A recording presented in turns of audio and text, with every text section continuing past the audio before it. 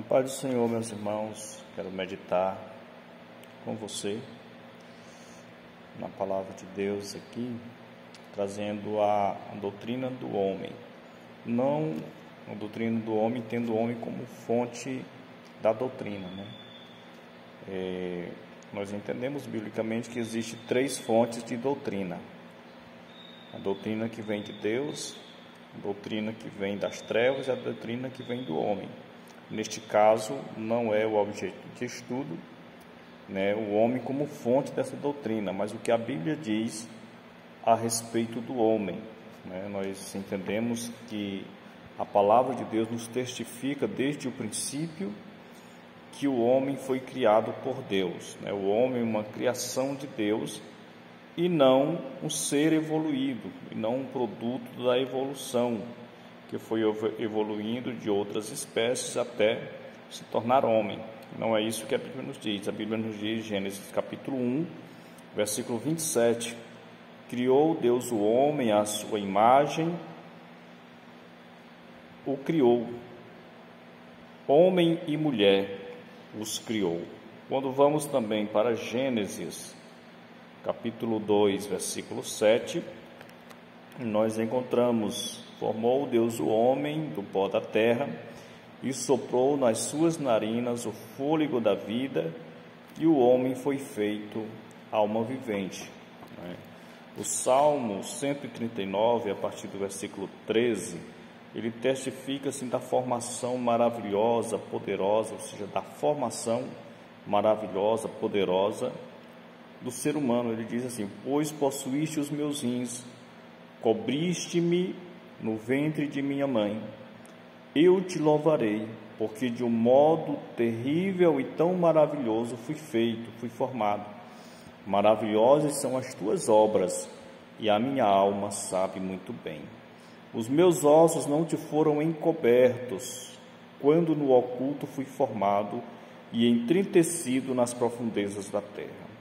Os teus olhos viram o meu corpo ainda informe, e no teu livro todas essas coisas foram escritas, as quais iam continuamente sendo formadas, quando nem ainda uma delas havia. Então, aqui fala da formação, né? O salmista falando de uma forma poética, da formação do homem, né, no ventre de sua mãe. Quando vamos para o livro de Isaías, capítulo 43, e versículo 7, também Isaías dá testemunho da criação do homem, da formação do homem, quando diz assim: todos os que são chamados pelo meu nome, eu os criei para a minha glória, e os formei, também os fiz. Em Mateus capítulo 19, versículo 4, o Senhor Jesus, ele testifica, ele dá testemunho, ratificando, confirmando que o homem é uma criação de Deus, né? Capítulo 19 de Mateus, versículo 4, nos diz: ele, porém, respondendo, disse-lhes: não tendes lido que aquele que os fez no princípio, macho e fêmea os fez? Então, o Senhor Jesus confirma aqui, né, tudo que está escrito no Antigo Testamento, ratificando que o homem é uma criação de Deus, é uma criatura de Deus, e não, como já temos dito, um produto da evolução. E também o apóstolo Paulo, escrevendo a primeira carta aos Coríntios, no capítulo 15 e versículo 45, ele diz que Adão foi o primeiro homem, né? Como está escrito, o primeiro homem, Adão, foi feito alma vivente, né? Então temos no Antigo Testamento e no Novo Testamento referências, né, suficientes que falam da criação de Deus, né? Embora, como falamos quando estávamos falando sobre a criação, A Bíblia ela não tem o propósito de provar, né? Ela traz uma narração, né, descrevendo a criação, né, como Deus criou. Ela não tem o objetivo de provar, né? Então, por quê? Porque a palavra de Deus se aceita pela fé, né? Pela fé, que cremos na palavra do Senhor, que cremos que o homem foi criado, foi formado pelas mãos poderosas de Deus e não é um produto, como já falamos, da evolução. E a Bíblia nos mostra que Deus criou o homem perfeito, né?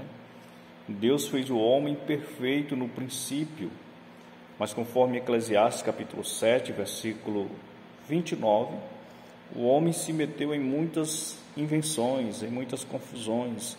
Ele diz assim: eis aqui tão somente achei que Deus fez o homem reto, porém eles inventaram muitas confusões.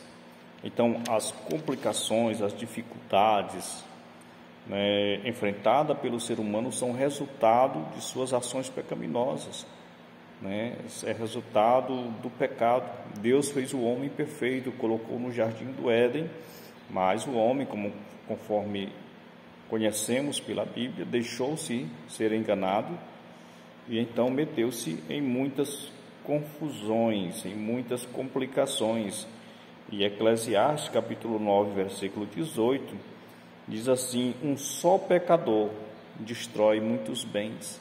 Então a Bíblia diz que o pecado entrou no mundo através de um homem, através do pecado entrou a morte, e a morte passou a todos os homens, né? Porém o Senhor Jesus Cristo, Ele veio para nos dar vida, né? Para nos trazer a salvação, a redenção.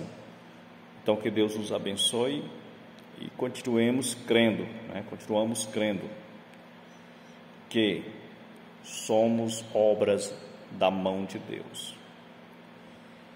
E que, embora o pecado tenha nos manchado, o sangue de Jesus Cristo nos purifica de todo o pecado. Deus nos abençoe, em nome de Jesus.